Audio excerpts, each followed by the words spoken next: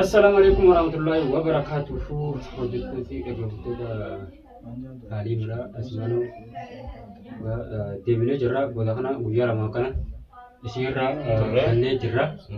Obboleessa keenya Jibriilitu akka gartee viidiyoo marree waa hedduu gartee miidiyaa hanga biratti oliin baafnu lafuma jalatti gartee finnaa jee akkasitti kaameraan dhowwee akkasitti alhamdulillahi haa jiraatu yeroo duraatiif waan gartee nutinuu shiira natti himasee akkasitti innoo waa hundaa'u wayittuun araarsee tataanii ammoo hagaafte asumaan wajjin kaameraa haallee tura siinillee nu daawwachaa akkasitti finnaati akka nu qophiitti nukaan tura hojjaa salaantaa gaaduu jedheen.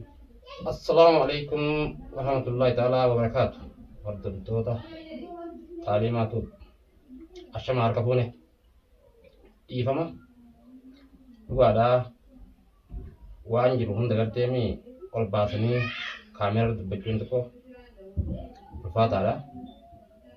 Sanarraa kan ka'e alhamdulillahi anillee maqaa hedduutu dhaqqabee ture duraan akkan taanitti saalachuutillee yaadanii inni alilleen akka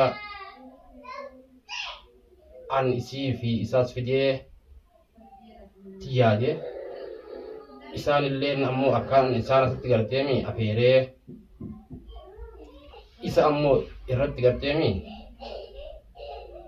yaadee itti yaadanii alhamdulillahi guyyaa san garteemi baga rabbiin waa hunda na olchee mana kiyya irraa illee garteemi balaa meeqa irraa illee badanillee olchee isaan illee olchee takka isanii waan jiru garteemi heeraa fi seeraa nuti Oromooniiti. Alhamdulillah osoo seerallee natiin garteemi gamuma heeraatiin takka natiga hedduu galatoomne ifaan gaa'uu namni dogoggora illee ni jira. Sheetaan akkasii sheetaan yeroo baay'ee tura. Wallee walleessiisa. Sheetaan jala hojjemte bira seentaa jiru. Kasabuu dhalumtunuu qabadhu mataa ishiitti sheexaana. Ankalaa yeroo duraa bara yoo dhufte kasi loltu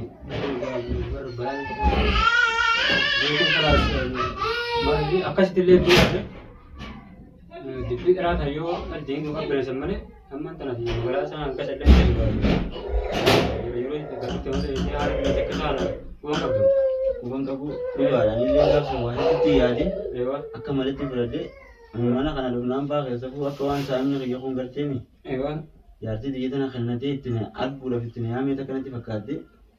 Isin nama isa lameen kun gosa haaba ta'uudhas ergasumaan bare malee bari alumtinuu karaas akka waan isin lameen kun atummaan kun isa hambittee bannatti fiijetteenii yaamtee dabalaa Sillee ammoo asumatti wal ga'e. Namni waan kana haaratti namni baay'ee wal geessaa jira mana keessatti. Dhugaadha. Kana waan kanatti dhufti. Alhamdulillahi anilleen waan hunda arge waan irra geerraa isu hunda ishii arge haquma ilmoo xiyyaa baasuuf rabbi bakka waan sana hunda fide anilleen hin arge iyyeetillee yaanne amma ilmoon xiyyallee baate jawwalallee ganti keenyallee naa fuudhe. Ganti keenyallee naa fuudhe alhamdulillahi ammaan tananillee ishillee dhiise. Egaa wanni goota waan goota hin jirre bara. As booda waan irra geenyu maal argannaan duraan fuudhee waan fuudhuun dura jirti jaalatan dura wal fuudhanii eega wal jibbitan wanni isin gidduu jiru ilmoo san qofa. Atillee erga ilmoo ta'e argatte wanni goota hin jiru sii galtee nagaan gartee mi dubartii nagaatu jiraachuu irratti jaala. Akkasii jechuudha takkaan argaa waa hundaa hubachuun ati akka nagaa ta'uuni beekamaadha jedhanii silaamaan guddaa ammaan tana wanni aarsu jiru guddaa ishiidha malee beekamaadha miti haaloloo kana silaa yeroo duraa kan rakkaatti dhugaan sanatti himte har'aan tana anis bakka deemte ifillee egaa nu waan sirriidhatii miti jee namatti illee mee wanni kun akkamii jee silaa namaa illee hin miidhagne. Namni miira keessa galatan waan godhan qabu. Angaaf sabni akka kan dhufee itti yaaditti galteemi. Obboon dhufee argu akkan argisanitti guutuu namaa shishim godhuuf hin qabeeffatu. Akkan itti yaadisan naafis hin mijjanne haqumaatu jira tunin duumamte malee anillee na dambaafanne achirra geenye tan hundaa'u garree jira bareetin jira anillee waan hin bakka biraatti dhufeef san hunda arge as boodallee waan irra geenye ni geenya inshaallah ta'an akkanaati. Alhamdulillah balboota gartee mi hamtuun hin jirtu. Balboota keenya gaafunoo akkana waan akkana tana gaafunoo isallee gartee mi afaan sataraa dhageessanii jirtanii guyyaa sanillee isillee gartee mi an isa hin barbaadu gartee mi yoo barbaade immoo lakkoomsa warra keenyaaniin kan naa beekte gartee mi yoo sababii barbaade ilmoo isaatillee gama keessaatiin maatiin wal dubbisanii daa'ima isaatillee kalaaf kan ta'eefi. Hamman akkasa kan deemee amma kun kana safuudha. Safuudha. Amma namni gaajin jechuudha dharaan hargeera irta ergira akkana jedhaniiti hargee guutuu sababa kana tokkootiin maqaa balleessan maaliif dhaggeeffattoota keenya egaa taa'anii malleen egaa dhuftee jirti attaa jirti ni dhaggeeffataa jirti dhageesseemi. Wanni kana safuudha maaliif namni keenya waan bira fudhata akka waan gartee kun jasa kan yumti kana ko haram dalu jumtu de sakat wakate jumna hanya dalu dara jara kanya takna ti sinjati talim menden alas wang gotu abdu man tadillan alas kita angkat itu kita misalkan jara akaditi ikra harap dia bagaimana Biya mana goran biya tinggal mana goran. Biya mana goran. Wanti mana goran biya kan? Tak pernah gambar boleh gantian. Selama ni kado. Mar jenang. Hati mana? Yo ka dubartin.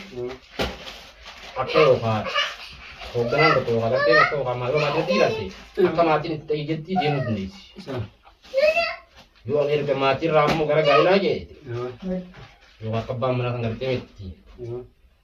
Hogan yo hati burjetti yo hata yetti takam bikin di male bakka fede jitu nunde zo bakka fede jaju nunde sani bo san wali ganten de san isni mera wali gara perbadan dia galtani perbadan ajira tambo ta jiratani sala ke bi sani be kadu ambition dia naga ko garte usula antoni berbagi naga anak naga busi cerita tapi pun ini insyaallah bilang bakal ke begini benar tu aku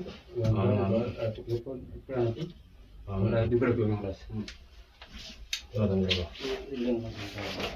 Betul mas. warna negara bisa nagap